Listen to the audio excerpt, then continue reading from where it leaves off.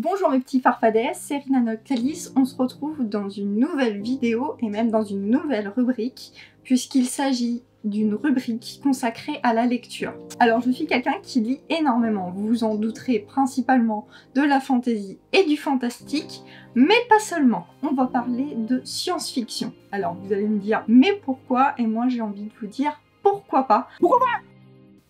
Et oui, il m'arrive également de lire des romans de science-fiction. Et donc, si on va parler SF, c'est parce que j'ai vraiment beaucoup aimé ce bouquin et que j'ai envie de le partager avec vous. On va donc parler de Vision de l'après-monde. C'est un livre paru aux éditions Lys Bleu en 2018 et écrit par Vivien Gambin. Vision de l'après-monde nous transporte dans un monde post-apocalyptique où nous suivons l'héroïne Hope à travers des mouvements, remplaçant très bien d'ailleurs le système de chapitres, à la recherche de sa petite sœur Faith. Hope va donc devoir tant bien que mal évoluer dans ce monde monstrueux en bravant ses peurs de mains danger et des créatures absolument abominables. Hope va donc être confrontée à des êtres humains ayant perdu tout espoir, toute joie, toute bienveillance, toute bonté et tout ce qui fait que l'être humain est ce qu'il est avec un grand H. Mais Vision de l'après-monde n'est... Excusez-moi, j'ai été coupée par un chat. Bon, c'est pas grave, on va faire comme si Orion n'était pas là, hein. On m'a pris. Mais ce que j'ai surtout aimé, c'est que Vision de l'après-monde n'est pas un simple récit d'aventure. C'est donc un bouquin qui force à se remettre en question, et c'est d'ailleurs pourquoi j'ai eu beaucoup de mal à le lire.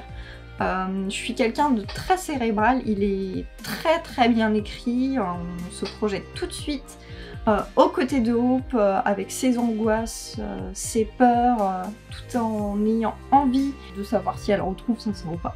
En effet, chaque mouvement, chaque chapitre se termine par un petit paragraphe qui clôture en fait le mouvement. Il parle du bouquin, mais pas seulement. Ça fait réfléchir un petit peu. Je vais vous en lire un petit passage.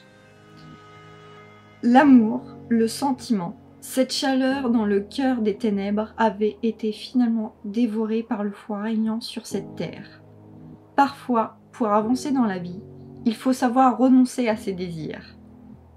La vie est bien plus dure que l'on ne peut l'imaginer, mais on continue d'avancer, quitte à souffrir, quitte à subir des peines de cœur.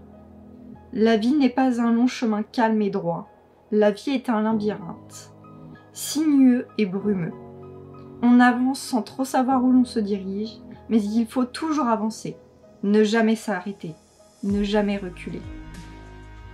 Sur le trône de la fatalité, la jeune enfant avait finalement renoncé à ses sentiments naissants pour pouvoir vivre uniquement pour sa sœur. Donc vous voyez, ça parle du bouquin, mais on peut transposer ça à la vie en général. Donc voilà, vous comprenez un peu mieux. Donc je fermais le bouquin à la fin de chaque mouvement pour pouvoir réfléchir à ce petit paragraphe. C'est donc un livre à lire absolument. C'est vraiment un livre plein de bon sens que je vous recommande fortement. Donc il y a actuellement 2 tomes de parus. Chouchoune.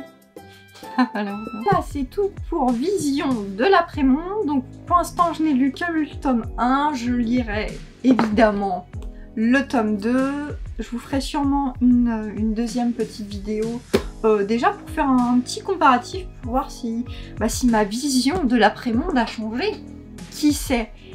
Et on se retrouve prochainement dans une nouvelle vidéo. Au revoir mes petits farfadets, passez une bonne journée.